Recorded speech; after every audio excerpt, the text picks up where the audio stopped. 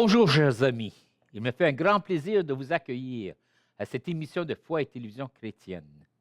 Notre conférencier, l'abbé Joseph Lain-Veillard, nous présente la 5e tranche de son enseignement, qui a pour titre « Lève-toi, Jonas, pars pour Ninive ». Accueillons chaleureusement l'abbé Joseph Lain-Veillard. Merci mon frère, merci les amis qui sont ici, qui viennent partager avec nous cette même espérance dans le Seigneur.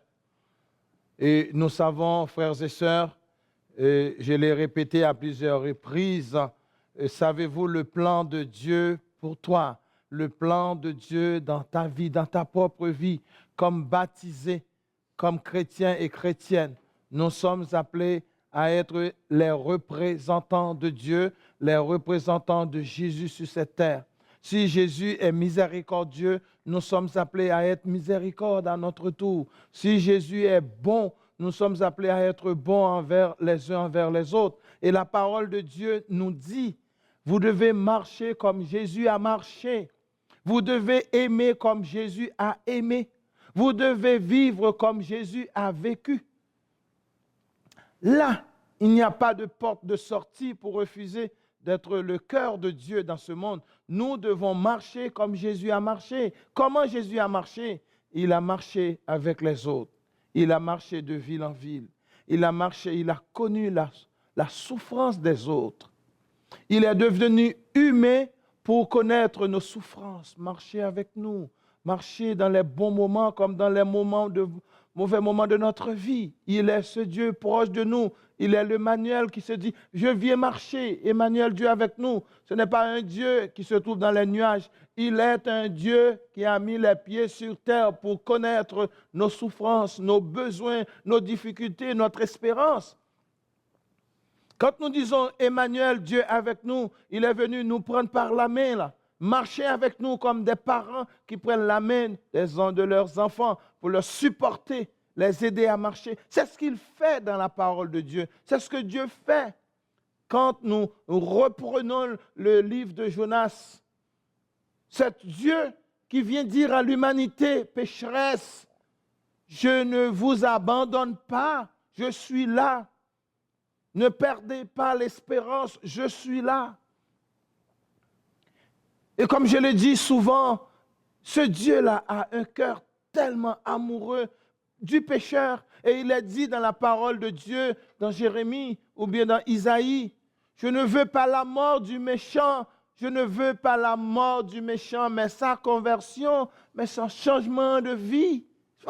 Voilà l'image de ce Dieu que nous prions. Et bien des fois, nous condamnons. Nous sommes plus sévères que Dieu. Nous sommes plus durs que Dieu dans nos jugements. Jésus nous dit dans sa parole, je ne suis pas venu juger le monde, mais je suis venu sauver le monde. Et la parole de Dieu, pour que par lui, nous arrivons au bonheur éternel.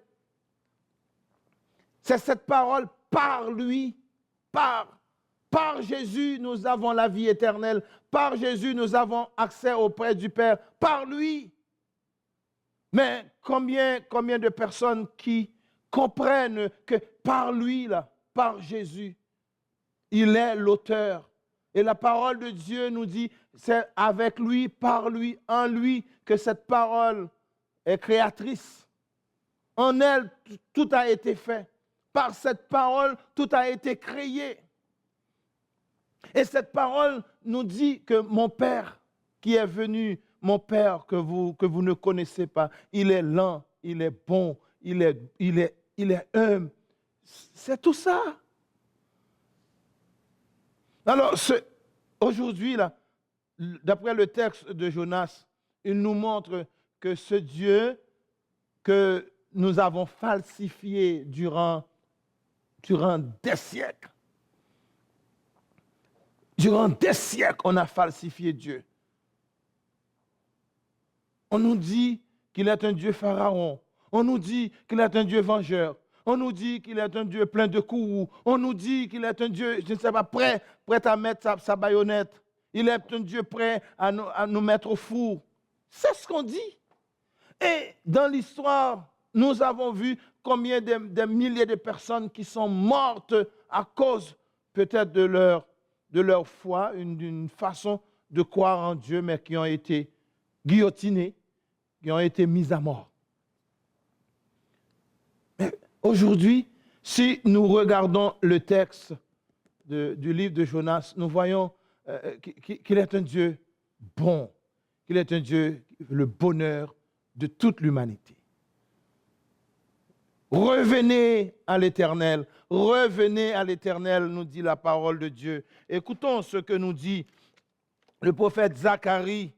Le prophète Zacharie nous dit au chapitre 1er, verset 3b, il nous dit, si le méchant renonce à tous les péchés qu'il a commis, s'il respecte toutes mes prescriptions et applique le droit et la justice, il vivra, il ne mourra pas. Là, le prophète Zacharie ne parle pas de la mort physique, il parle de la mort spirituelle, la mort avec Dieu. Si le méchant renonce à tous ses péchés qu'il a commis, s'il respecte toutes mes prescriptions et applique le droit et la justice, il vivra, il ne mourra pas. Alors, qu'est-ce que nous faisons de cette parole? La parole de Dieu nous dit, revenez à moi et détournez-nous de toutes vos transgressions. Revenez à Dieu. C'est ce que le peuple ninivite a réalisé par la proclamation du décret du roi. Ils se sont détournés du mal. Ils ont retourné à Dieu. Et la parole que nous trouvons dit, revenez à moi et détournez-vous de toutes vos transgressions afin que vos fautes ne causent pas votre perte. Et je trouvais que c'est encourageant de voir en ce Dieu que nous prions qu'il est prêt toujours à nous pardonner. Regardez ce que nous dit Luc. De même, je vous le dis, il y a de la joie parmi les anges de Dieu pour un seul pécheur qui se convertit. La joie, la conversion, c'est la joie. Il n'y a pas de punition dans la conversion. La conversion, c'est la joie. C'est dire, j'abandonne le vieil homme, j'abandonne ce qui me détruisait et je prends un autre chemin. C'est ça, la conversion, c'est ça, changer de vie. Il n'y a plus de joie dans le ciel. Et nous voyons comment Dieu, pour le Ninivite, Dieu a changé de critères, de façon de visage. Nous trouvons encore dans Isaïe, chapitre 44, verset 2, il nous dit, j'ai effacé tes transgressions comme un nuage. J'ai effacé tes transgressions comme un nuage, tes péchés comme la brume. Reviens vers moi, car je t'ai racheté. Écoutez là, je t'ai racheté. Le cœur de ce Dieu nous a rachetés. Et nous savons que Jésus nous a rachetés par le sang de sa croix, par la mort de sa croix. Jésus est venu nous racheter. Est-ce que vous comprenez? Je pense que c'est un mot formidable, un mot extraordinaire. Racheter, rachat. Jésus vient prendre à ma place. Rachat. Et Jésus vient prendre à ma place tous mes péchés. Il s'est fait pécheur pour mourir à ma place. Jésus s'est fait pécheur pour moi. Est-ce que nous comprenons ce geste glorieux? Ce geste où, quand Jésus est venu dans ce monde, prendre ma place sur la croix. Définitivement, je suis pardonné. Mais est-ce que je comprends ce pardon? Est-ce que je comprends ce geste? On ne joue pas avec la grâce. La grâce, c'est quelque chose d'extraordinaire. Parce que quand je dis, tu es une femme graciée, tu es un homme gracié, tu es un peuple gracié, c'est formidable. On sent la lumière, la grâce de Dieu coule sur nous.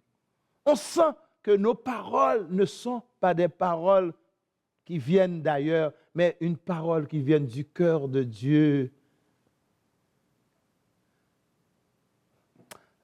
Moi, aujourd'hui, dans cette réflexion que je fais, je me demande, est-ce que l'Église ne devrait pas prendre vraiment, faire réfléchir à ce sujet, le sens vraiment de cet engagement hein, avec Jésus. J'ai effacé tes transgressions comme un nuage, tes péchés, comme la brume revient vers moi, car j'ai été racheté. Merci Seigneur, j'ai dit, merci Seigneur de me racheter. Merci Seigneur de me donner une deuxième chance, une troisième chance, de me donner la possibilité de continuer à vivre sous ta grâce, sous ta protection. Et c'est ça que nous voulons. Écoutez ce que nous dit, ce que le Seigneur déclare. Maintenant encore, déclare l'Éternel, revenez à moi de tout votre cœur. Regardez, c'est toujours revenez à moi de tout votre cœur avec des jeûnes, avec des pleurs et des lamentations. Voilà. Ça, c'est dans le livre dans Joël, chapitre 2, verset 12. Nous trouvons ce texte. Revenez à moi, revenez à moi. Et dans Isaïe, nous trouvons que ce que le prophète Isaïe nous dit, c'est tellement noble que nous voulons dire, Seigneur, merci pour ces conseils, merci pour tout ce que nous voulons réaliser dans notre vie. Isaïe nous dit, sans tenir compte du temps d'ignorance, Dieu annonce maintenant à tous les êtres humains, partout où ils se trouvent, qu'ils doivent changer d'attitude. Isaïe 55, verset 7. C'est une belle invitation en ce temps que nous vivons là. Nous avons profité de ce confinement pour nous ressourcer autrement. Regardez ce que Dieu nous dit aujourd'hui, sans tenir compte des temps d'ignorance. Des temps d'ignorance, c'est-à-dire, bien des fois, nous agissons par ignorance. Et c'est cette parole que Jésus a prononcée sur la croix quand il a dit, Père, pardonnez-leur parce qu'ils ne savent pas ce qu'ils font. Bien des fois, nous faisons des choses par ignorance.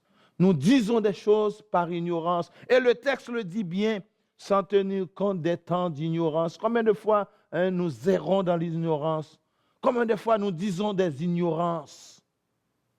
Il nous dit, Dieu annonce maintenant à tous les êtres humains, pas Israël, pas Américain, non, il dit à tous les êtres humains, à l'univers entier, partout où il se trouve, partout. Il n'est plus un Dieu de clan, il n'est plus un Dieu de peuple, qu'ils doivent changer d'attitude. Et c'est ça la conversion. Vous savez, la conversion. Nous parlons souvent de conversion. Mais est-ce que nous changeons d'attitude? Ça se trouve dans Isaïe 55. Changeons d'attitude. Changeons notre façon de regarder nos frères et sœurs. Changeons notre façon de concevoir le sacré, notre attitude.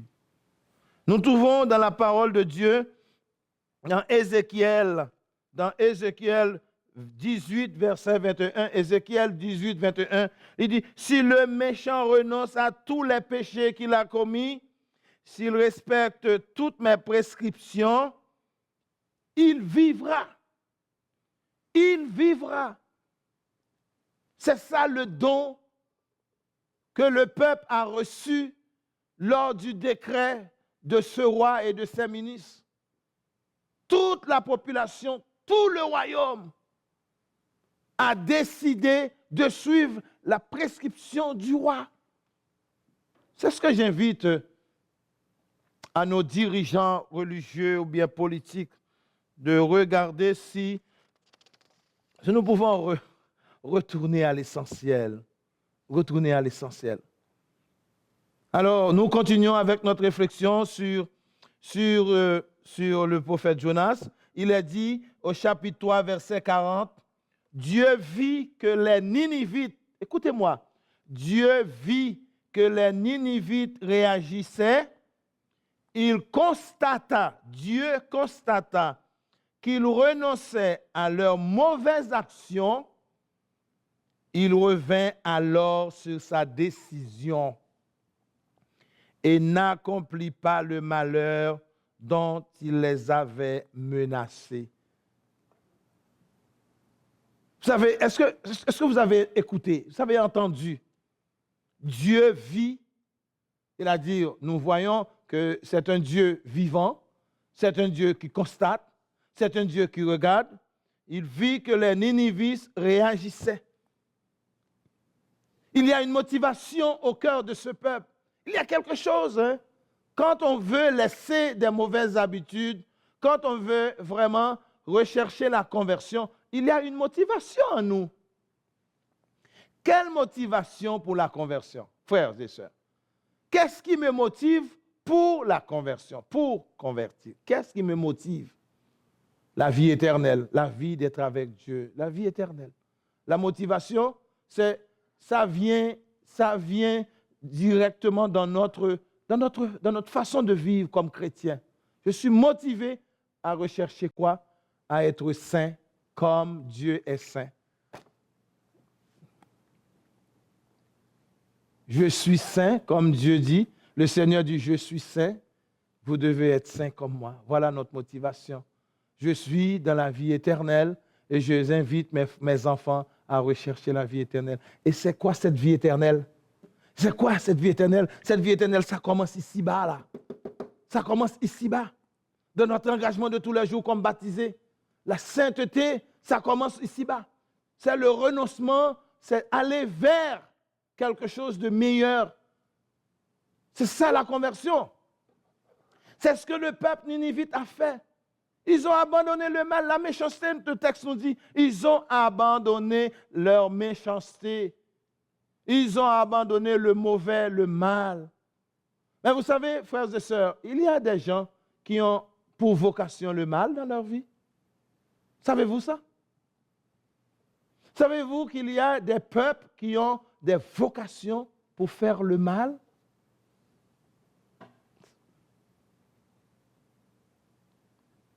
Le mal, ça ronge notre monde. Le mal, ça ronge nos familles. Mais des fois, il y a tellement de jalousie dans nos familles, tellement de haine dans nos familles, tellement de corruption dans notre monde. Mais des fois, on se demande, waouh, est-ce qu'ils ne comprennent pas que le merveilleux pour ce monde, c'est de choisir la vérité? Mes frères et sœurs, aujourd'hui, je pense que la parole de Dieu nous a invités, comme les Ninivites, à prendre un autre chemin. Et aujourd'hui, Dieu connaît tout ce qui se passe dans nous. Moi, je vous le dis là. Dieu connaît ce qui se passe en moi. Dieu connaît ce que j'ai fait. Dieu connaît mes actions. Et quand je demande pardon à Dieu, il me pardonne sans aucun encombre, sans problème. Dieu me pardonne. Et c'est ça. Et c'est ça la plus grande vertu en Dieu, c'est qu'il pardonne. Mais maintenant, ce que Dieu ne sait pas, je vais vous dire, quand il me pardonne, il ne sait pas ce que je vais refaire encore. Il me dit dans le pardon de ne plus continuer à faire les mauvaises choses dans notre vie. Je vous pardonne, Dieu me pardonne, moi, il me pardonne, il me rend un être nouveau. Mais il ne sait pas ce que je vais faire après. Est-ce que je vais maintenir ma parole, mon engagement de rechercher toujours de cette sainteté, ou bien encore si je vais retourner, je vais regresser là. C'est ça que nous devons faire. C'est ce que nous devons chercher ici, là, dans cette conversion du peuple ninivite. Ils ont trouvé grâce. Le texte nous dit, Dieu n'accomplit pas le malheur dont il les avait menacés. En ce temps, nous vivons dans un temps très spécial. Et nous dit que le jeûne, c'est un moyen pour rencontrer Dieu. C'est un moyen pour expier nos péchés. Mais la parole de Dieu nous dit, jeûner, c'est bon. Mais quel type de jeûne? Quel type de jeûne? Et la parole de Dieu nous dit dans Isaïe, hein, le frère qui a faim, donne-lui à manger. Voilà le vrai jeûne que le Seigneur demande. Si ton frère vit dans le besoin, tu lui donnes à manger. Si ta sœur a besoin, tu l'accompagnes. Si quelqu'un souffre, tu l'accompagnes, tu l'aides. Et le Seigneur nous dit, cessez vos jougs, cessez vos batailles, cessez vos discussions, cessez ce qui est mal. Voilà le vrai jeûne que le Seigneur demande. Et je crois que le peuple de Dieu, le peuple ninivite, durant ces jours de pénitence, a compris qu'il y a un changement, qu'il y a une révolution à faire. Une révolution du dedans. Et aujourd'hui, le dedans que le Seigneur Jésus nous dit, c'est là qu'il veut habiter, c'est là qu'il veut prendre place, c'est ce dedans que nous essayons, moi en tant qu'enfant de Dieu, de lui donner la première place. Parce que Jésus nous dit que le péché ne vient que du dedans de l'homme, ce n'est pas de l'extérieur de l'homme. Et si le peuple ninivite avait trouvé grâce, c'est parce qu'ils ont travaillé leur dedans. Ils ont travaillé leur intérieur. C'est spirituel, ce texte. C'est très spirituel. Le dedans de nous autres, c'est là que se trouvent tous les débris. C'est là que se trouvent toutes les méchancetés des hommes, le cœur de l'homme. C'est ce que Jésus a dit. La méchanceté de l'homme se trouve dans notre cœur. Et si nous ne vivons pas bien, c'est qu'il y a des complices. Les complices du péché. Les complices du péché, ce sont des gens qui devraient témoigner de Dieu et qui ne donnent pas de bon exemple. Ce sont les complices du péché dans notre monde d'aujourd'hui. Les complices du péché. Mais des fois, ce sont les parents.